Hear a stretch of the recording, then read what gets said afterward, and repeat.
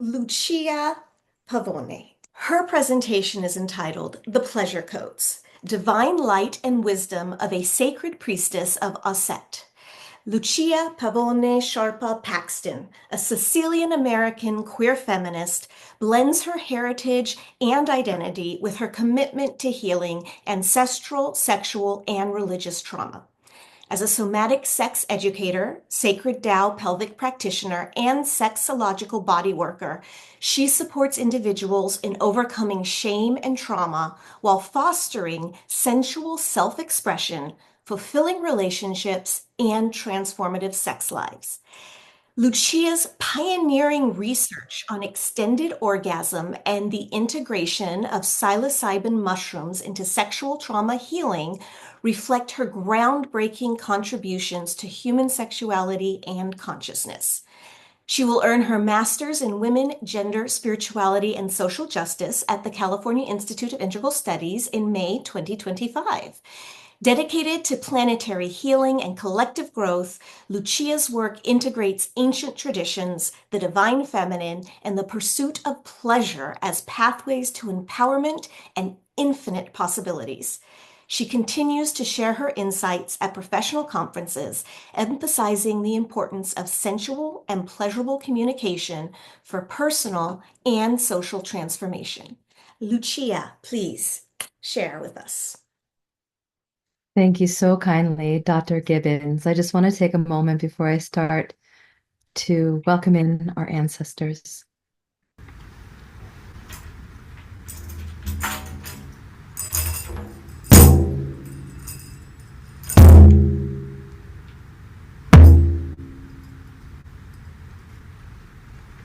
I welcome in the spirit of my Nonna Lucia, my Nonna Maria, and all those who came before us.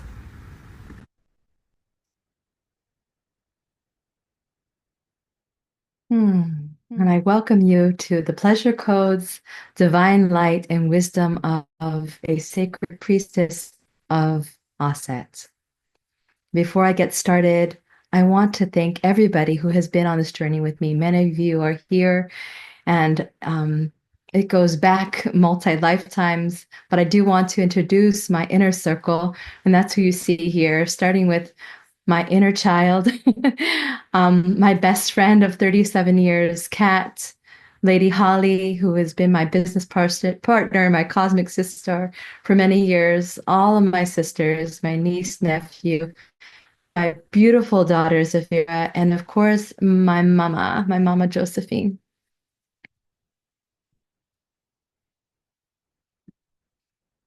So the soul of this thesis wasn't born in a classroom.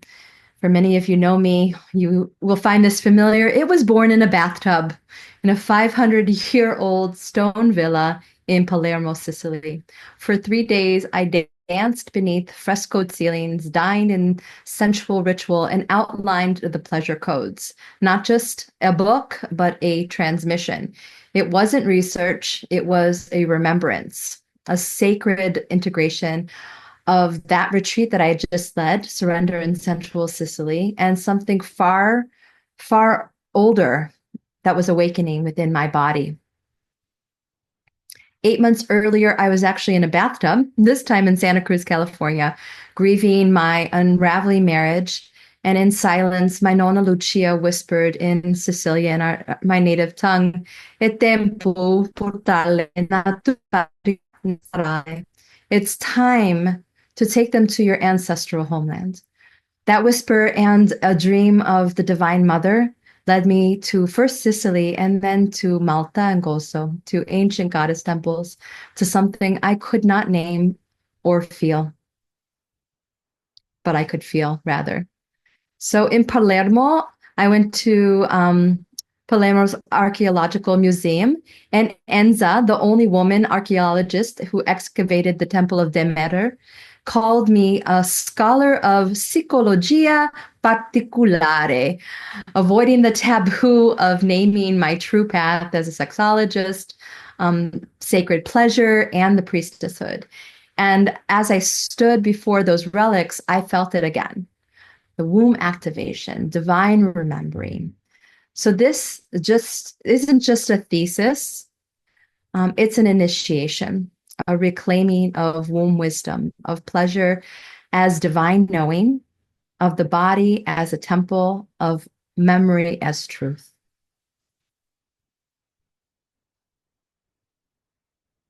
This thesis is the foundation for my future research and forthcoming book. I call it The Divine Pleasure Codes, a multidimensional framework rooted in ancestral memory, sacred sexuality, and altered states of consciousness. It weaves together personal narrative, spiritual lineage, and academic research to reclaim feminine wisdom, particularly the essence of the African Dark Mother, Goddess Auset, within my Sicilian heritage.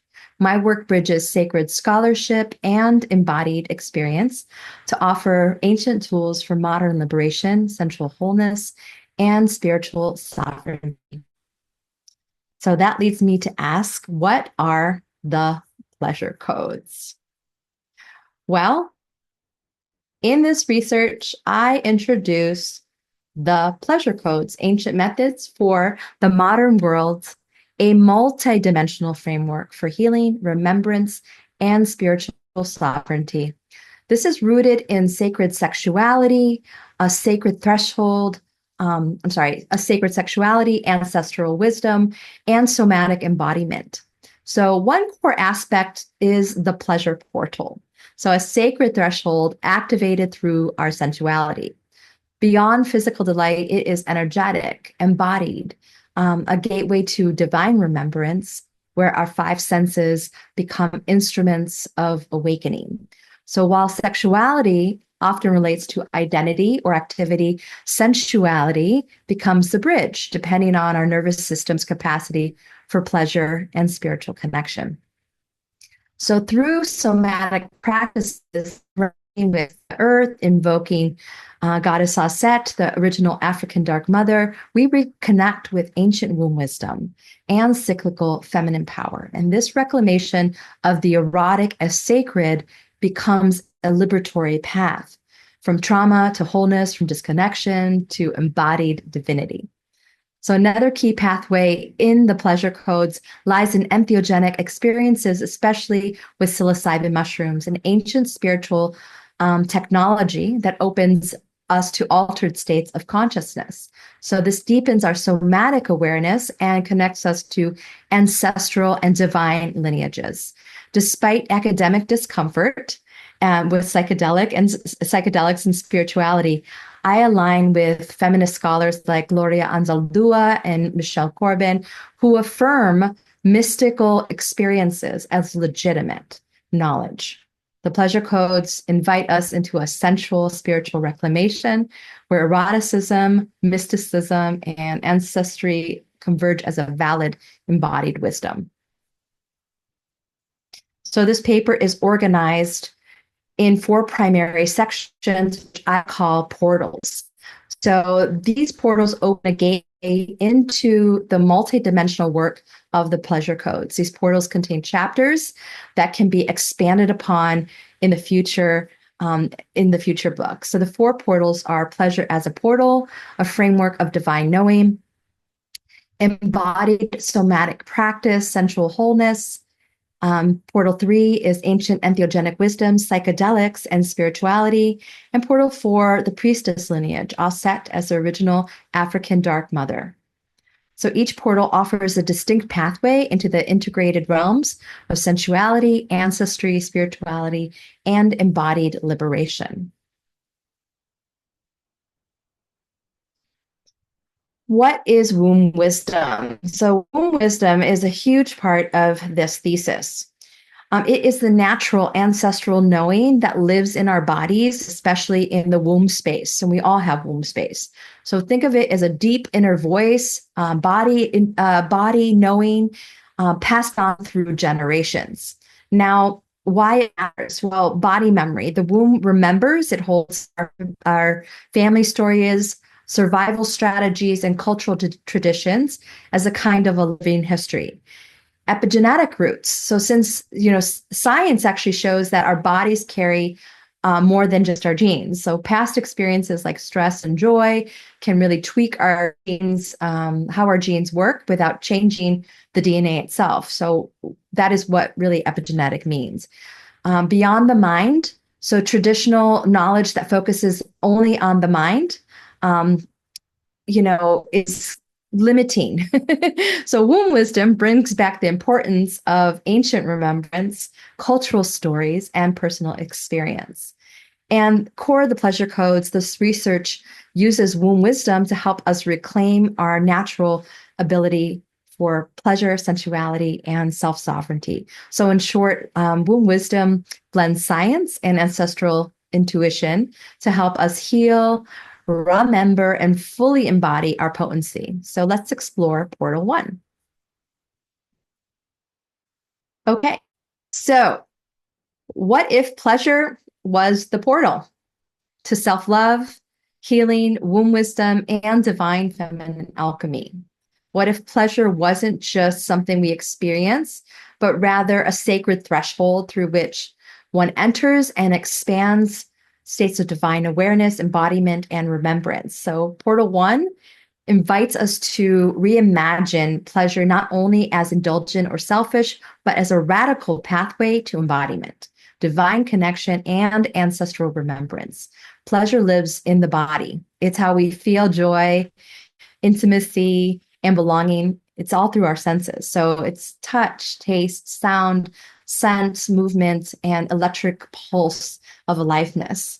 So this portal draws on the body's wisdom, sacred sexuality to reclaim pleasure as our birthright. So pleasure, essentially for those of us raised in systems that prioritize suffering, become a form of resistance, a way to say yes to ourselves and to collective liberation. So through sensuality as the gateway to this portal, we access more than just delight. We access divine knowing, or what Chicana feminist Gloria Anzaldúa calls conocimiento, a full-bodied, multisensory truth that comes from within. So this portal is about reawakening the magic in our bodies, especially through womb wisdom, sacred touch, and orgasmic energy, not just as sexuality, but as a spiritual fuel. So it's about reclaiming pleasure as holy, as revolutionary, and deeply healing.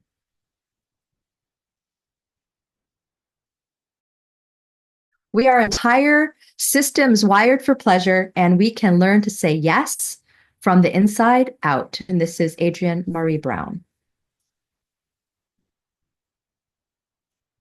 Now, Portal 2 invites us to explore somatic embodied practice as a key to sensual wholeness. So this portal reveals how integrating the body, mind, and spirit opens us to a fuller experience of life. So where pleasure and healing are deeply connected. Somatic practices actually rewire the neural pathways, and this helps heal trauma and it restores our innate sense of wholeness. So when trauma, especially sexual trauma, is stored in the body, somatic practices actually offer a pathway to release this. By connecting to our biological rhythms and ancestral wisdom, we can heal generational wounds. So through creative practices like art, dance, and connection to the natural world, we access sacred sexual energy and reawaken our sensuality. So this embodied practice is rooted in ancient traditions, which honor the body as sacred, and we reclaim our erotic energy. We step into sexual sovereignty here, unlocking that wisdom of the womb and the transformative power of pleasure. There are somatic practices that I am part of, either by facilitating or going to for my own awakening. The top is Tao pelvic healing, which is a facilitated practice. Sacred bliss gatherings, which are gatherings of women who are coming together in community. Cosmic alchemy immersion. This was co-facilitated with Lady Holly, and in this scene, we are giving back into the river to our ancestors. And Rhythm is a Cure retreat, which was facilitated by Alessandra Belloni, which was a reclamation of the Black Madonna, La Madonna Nera. And the second The third portal explores psychedelics as ancient spiritual, sacred technologies. According to psychotherapist Maria Papaspuro, entheogenic refers to the mystical properties of psychedelic experience. So,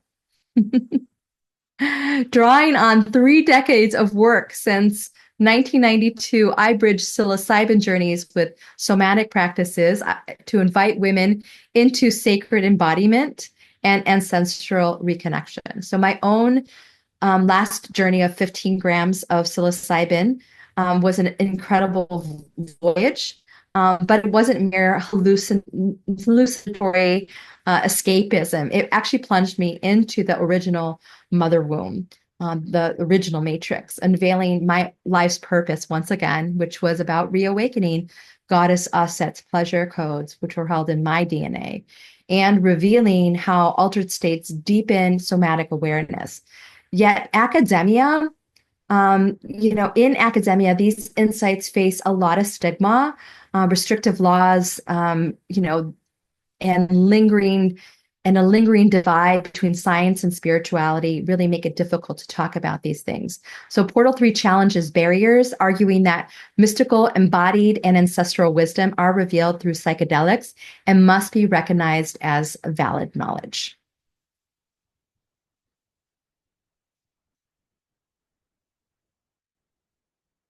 Michelle Corbin says, I am going to rely on and be in dialogue with the psychedelic experience. Such experiences are, I know, both illegal and controversial, but it is the fact that they are controversial that makes them potent in their illegitimacy as evidence, that makes them useful for a discussion of evidence bound up in continued rationality. And come to the fourth portal, which opens up the ancient spiritual lineage of the priestess, one who walks in devotion, service, and deep remembrance of the divine feminine. And at the center of this lineage is Auset, also called Isis, the original African dark mother, the source of mystical wisdom, central power, and sacred erotic energy. Auset was not just a symbol, she was and is a living spiritual force. In Sicily, her essence flowed through temple rites, sacred sexuality, goddess-based spiritual practices. These rituals weren't merely cultural, they were holy, and they honored the body as divine. So over time, colonization of Sicily and Catholicism of the Mediterranean in general silenced all these practices, distorting the sacred and severing women from their spiritual birthright. Really, everyone from their spiritual birthright. So I want to say and name that as a white woman, I approach this remembering with a lot of humility. Reclaiming Auset is not about taking, it's about listening, honoring, and awakening to a universal spiritual truth, all life comes from the dark womb, their original source. So to walk the priestess path is to spiritually remember that our bodies are temples and our pleasure is a prayer, and the goddess is still speaking through our body, our blood, our dreams, through desires, and we are listening.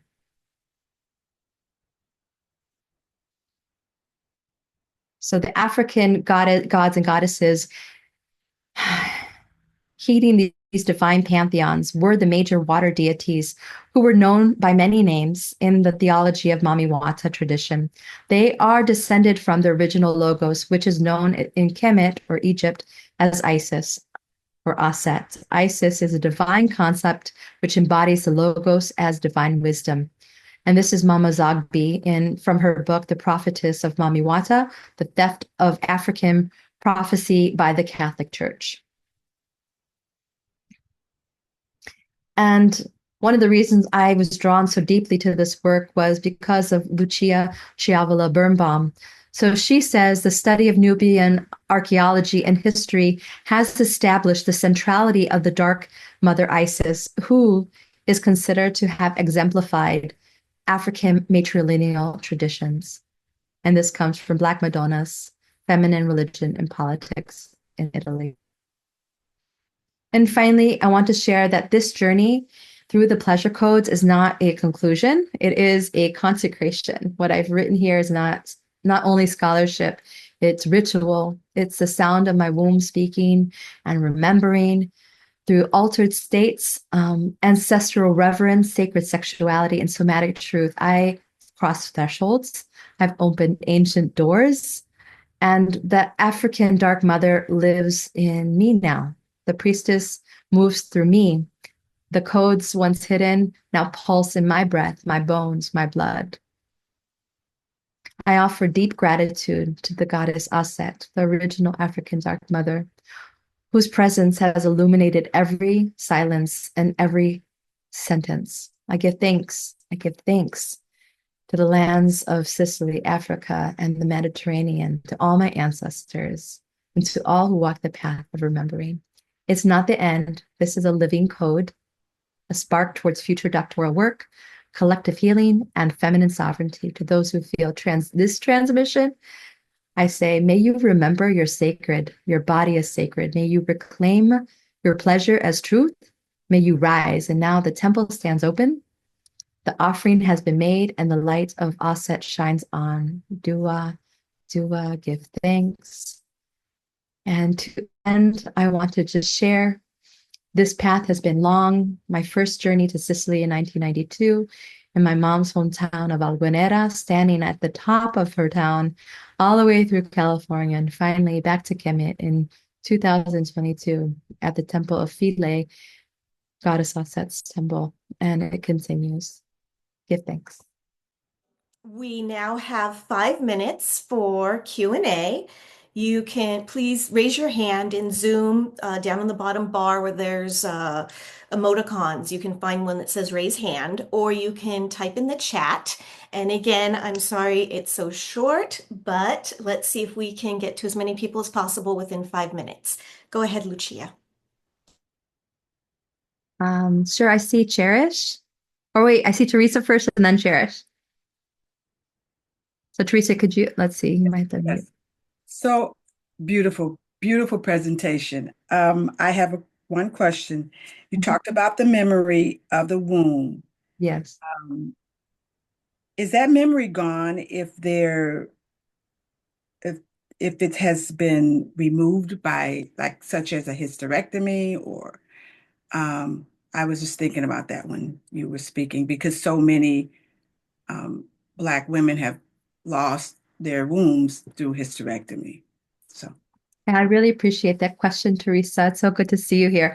I would say absolutely not, because we have energy that's imprinted within the whole body. So the body remembers, the brain remembers, the body never lies. It is completely coursing through our brain. So oftentimes, even in menopause, women still feel their cycles. Like I still feel like my eggs dropping and I'm in menopause. So I would say the memory lives in our genetic code. So yes, the womb wisdom comes from the actual imprinting while in the womb. So the things that came from your mother, your grandmother, any other ancestors that imprinted on the egg that you came from, that memory lives throughout your whole genetics. So no, missing the actual parts, and this is so important to acknowledge. As so many Black women are losing their uteruses due to poor our medical system. So thank you for naming that, Teresa. I appreciate that so much. thank you. You're welcome. I love you. Cherish, would you unmute? Alaska, mommy. Yes, that is my born name. This is Duplay. Thank you for being here. Oh, gratitude for the invitation.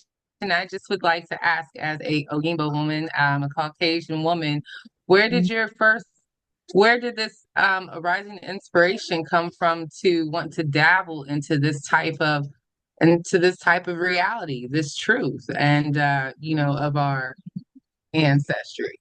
Yeah, well, thank you so much, Dupuy. So my own personal lineage is Sicilian, and through my genetic research, I am 15% African, North African. And so it stems from like this, first it came from from this knowing that Sicily had been colonized over and over for many years. And so it came from also this truth through science, saying that, the first mother was African mother. So I had this knowing that something about who I was going to go down this journey.